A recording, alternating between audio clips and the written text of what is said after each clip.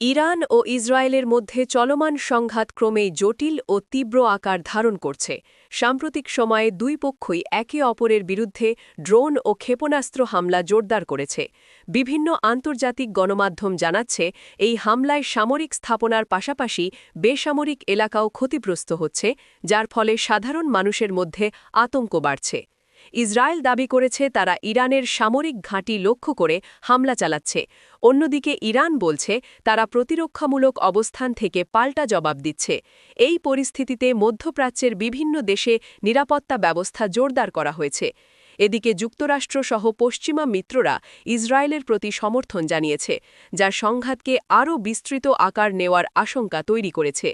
বিশেষ করে গুরুত্বপূর্ণ জলপথ হরমুজ প্রণালীতে উত্তেজনা বৃদ্ধি পাওয়ায় বৈশ্বিক জ্বালানি সরবরাহ নিয়ে উদ্বেগ দেখা দিয়েছে। বিশ্লেষকদের মতে, দ্রুত কূটনৈতিক সমাধান না হলে এই সংঘাত দীর্ঘস্থায়ী হতে পারে এবং এর প্রভাব বৈশ্বিক অর্থনীতি, জ্বালানি বাজার এবং আন্তর্জাতিক নিরাপত্তায় বড় ধরনের চাপ সৃষ্টি করবে।